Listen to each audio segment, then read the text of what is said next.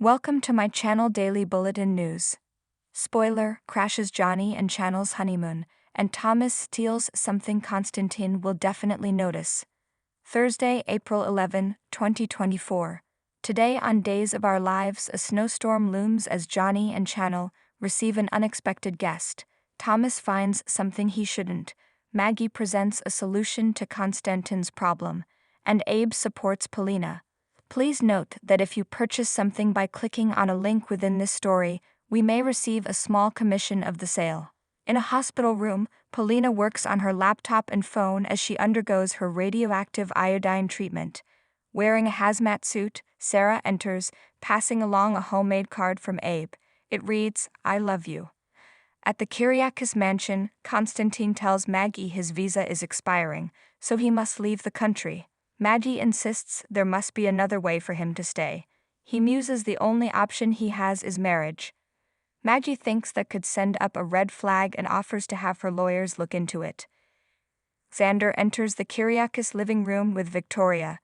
Maggie congratulates him on the charges being dropped. When Konstantin calls him a lucky man, Xander coldly states luck had nothing to do with it. He is innocent. Having overheard Konstantin's woes, he snarkily offers to drive him to the airport. Holding a glass of wine in the Kyriakis hallway, Julie bemoans all the chaos and messy children in the house. Thomas barrels through, knocking her wine out of her hand.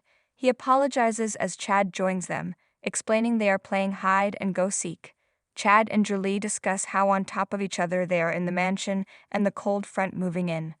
Johnny and Channel return from a hike at the Horton cabin.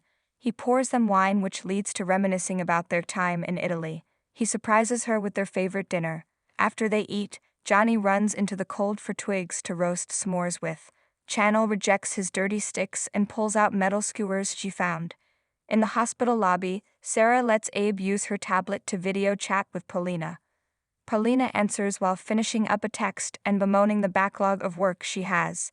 Abe urges her to take it easy.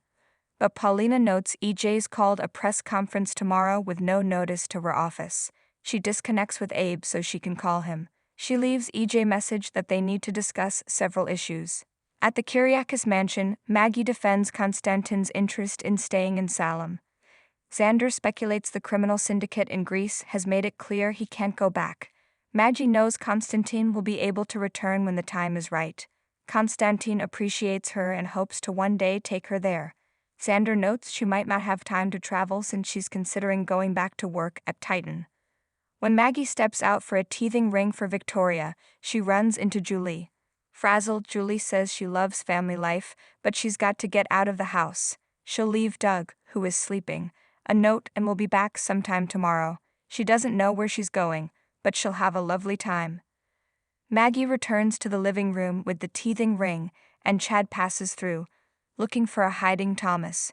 Xander stops him to talk about work. When Maggie and Konstantin leave to take an evening stroll, Chad detects Xander's scowl. Xander shares his plans with Chad to be a bigger presence at the paper now that he's a free man. He even has a story for him, finding out who framed him.